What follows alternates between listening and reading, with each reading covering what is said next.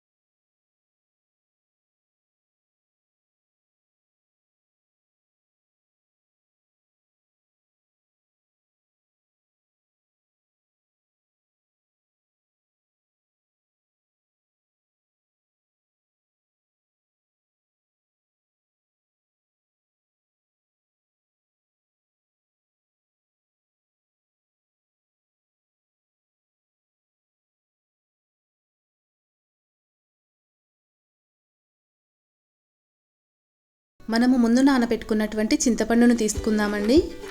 చింతపండులో ఒక గ్లాసు వేడి నీళ్లు పోసి ఒక 15 నుండి 20 నిమిషాల పాటు నానబెట్టుకోవాలి. చూడండి, చింతపండు అనేది బాగా నానిపోయింది.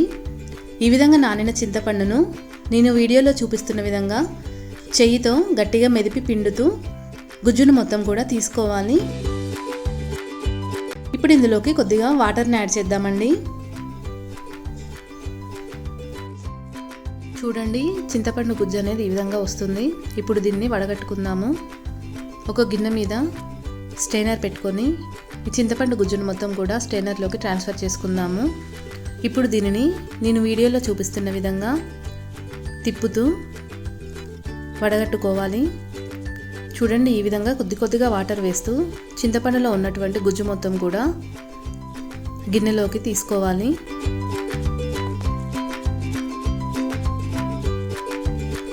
చింతపండు రసము ఈ విధంగా వచ్చింది. ఇప్పుడు దీన్ని పక్కన పెట్టుకుందాము. ఇప్పుడు పులిహోర పులుసు చేసుకోవడానికి నేను ఇత్తడి గిన్నెను తీసుకున్నానండి. ఈ విధంగా ఇత్తడి గిన్నెలో కానీ లేదా స్టీల్ గిన్నెలో కానీ పులిహోర పులుసును తయారు చేసుకోవాలి.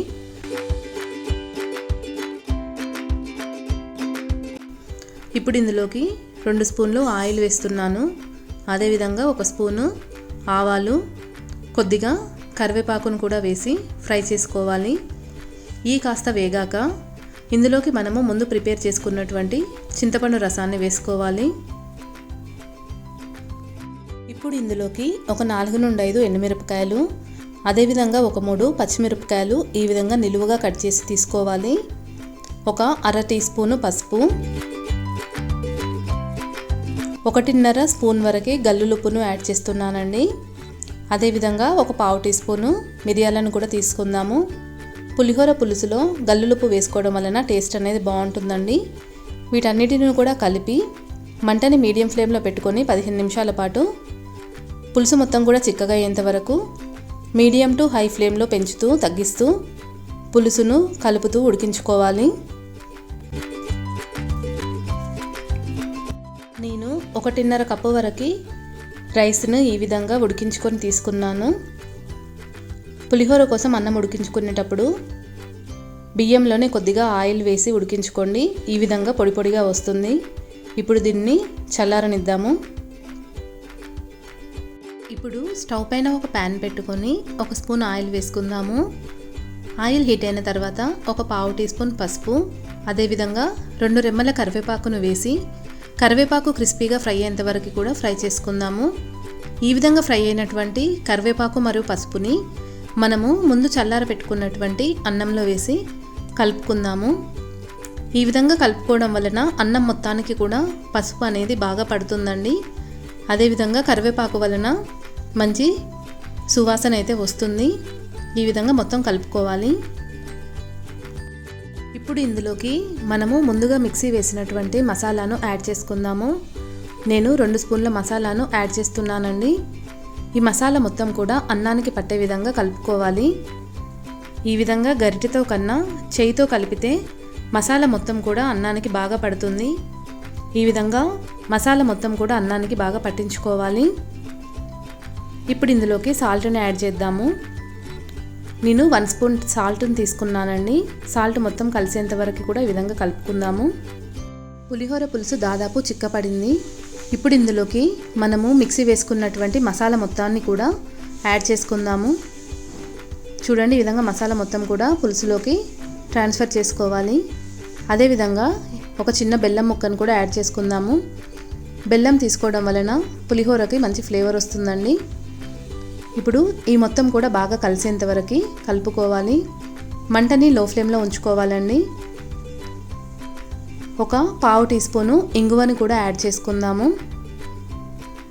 మంటని లో ఫ్లేమ్లో పెట్టుకొని ఇవన్నీ కూడా బాగా కలిసేంత వరకు ఒక 5 నుండి 10 నిమిషాల పాటు ఉడికించుకోవాలి.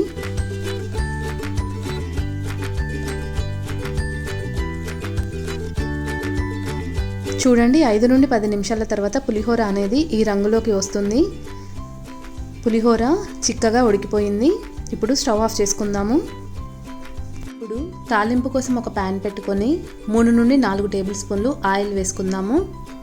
ఆయిల్ హీట్ అయిన తర్వాత ఒక 3 టేబుల్ స్పూన్లు పల్లీలు, అదేవిధంగా ఒక 5 నుండి 6 ఎండుమిరపకాయలు, ఒక 4 నుండి 5 పచ్చిమిరపకాయలను ఈ విధంగా నిలువుగా కట్ చేసి తీసుకోవాలి. ఇప్పుడు ఇందులోకి 2 స్పూన్లు శనగపప్పును యాడ్ చేసుకుందాము. వీటన్నిటిని కూడా మంటని లో ఫ్లేమ్లో పెట్టుకొని బాగా ఫ్రై చేసుకోవాలండి. ఇవి కాసేపు వేగాక ఇందులోకి 1 స్పూను మినప్పప్పును యాడ్ చేసుకుందాము. అదేవిధంగా 1 స్పూన్ జీలకర్ర, 1 స్పూన్ ఆవాలను కూడా యాడ్ చేసుకొని వీటన్నిటిని కూడా ఒకసారి కలుపుకుందాము. ఇప్పుడు వీటన్నిటిని కాసేపు ఫ్రై చేసుకుందాము.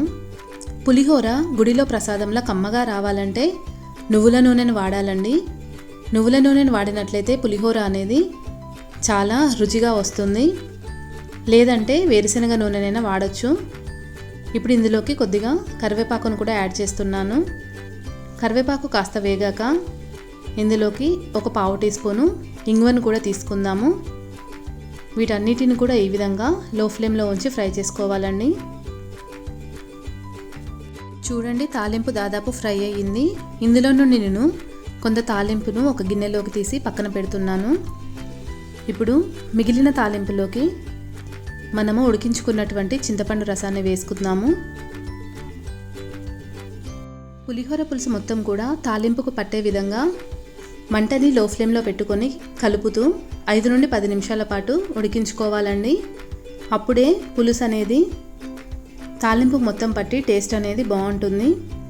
ఈ విధంగా కలుపుతూ ఒక 5 నుండి 10 నిమిషాల పాటు లో ఫ్లేమ్లో పెట్టుకొని ఉడికించుకోవాలి. ఒక 6-7 నిమిషాల తర్వాత పులుసులో నుండి ఈ విధంగా ఆయిల్ బయటికి రావడం జరుగుతుంది. ఈ విధంగా ఆయిల్ మొత్తం సపరేట్ అయ్యేంత వరకు కూడా పులుసును ఉడికించుకోవాలి.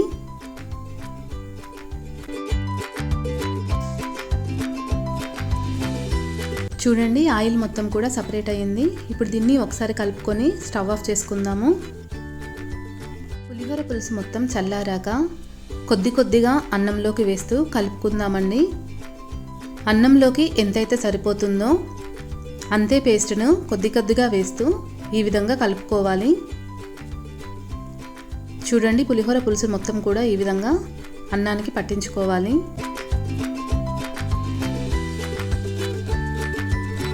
పులిహోరను ఈ విధంగా చేతితోనే కలుపుకోవాలండి. అప్పుడే పులుసు మొత్తం కూడా అన్నానికి బాగా పడుతుంది. ఇప్పుడు మనం పక్కన పెట్టుకున్నటువంటి తాలింపును కూడా వేసి ఒకసారి కలుపుకుందాము. ఈ విధంగా తాలింపును కలుపుకోవడం వలన టేస్ట్ అనేది బాగుంటుంది. అన్నంలోకి కలుపుకోగా మిగిలిన పులిహోర పులుసును ఈ విధంగా ఒక గాజు సీసాలోకి ట్రాన్స్ఫర్ చేసుకుందామండి. పులిహోర పులుసును ఈ విధంగా గాజు సీసాలోకి కానీ లేదా ఏదైనా ప్లాస్టిక్ డబ్బాలోకి కానీ స్టోర్ చేసుకున్నట్లయితే ఎక్కువ రోజుల పాటు నిల్వ ఉంటుంది. పులుసును మొత్తం కూడా ఈ విధంగా గాజు సీసాలోకి ట్రాన్స్ఫర్ చేసుకుందాము. ఈ విధంగా చేసుకున్నటువంటి పులిహోర పులుసు 4 నెలల వరకు కూడా ఫ్రెష్గా ఉంటుందండి. చూడండి, ఈ విధంగా పులిహోర పులుసును మొత్తం కూడా నేను ఈ బాటిల్లోకి ట్రాన్స్ఫర్ చేసుకున్నాను. ఈ విధంగా ఎయిర్ టైట్ బాటిల్లోకి పులుసును పెట్టుకున్నట్లయితే పులుసు అనేది ఎక్కువ రోజులు నిల్వ ఉంటుంది.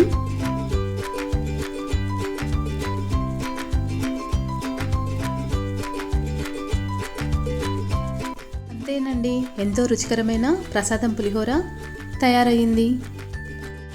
పులిహోర ప్రసాదంలా కమ్మగా ఉండాలంటే నువ్వుల నూనెను లేదా వేరుశనగ నూనెను మాత్రమే వాడాలండి. అదేవిధంగా ఇంగువను మర్చిపోకుండా వేసుకోవాలి. ఈ విధంగా చేసినప్పుడు మాత్రమే పులిహోరకి రుచి అనేది చాలా బాగుంటుంది. ఇలాంటి మరెన్నో టేస్టీ రెసిపీస్ కోసం నా ఛానల్ని సబ్స్క్రైబ్ చేసుకోండి. పక్కనున్నటువంటి బెల్ ఐకాన్ని యాక్టివేట్ చేసుకున్నట్లయితే నేను పెట్టేటువంటి వీడియోలు ఎప్పటికప్పుడు నోటిఫికేషన్స్లో వస్తాయి. సబ్స్క్రైబ్ చేసుకోవడం మర్చిపోకండి.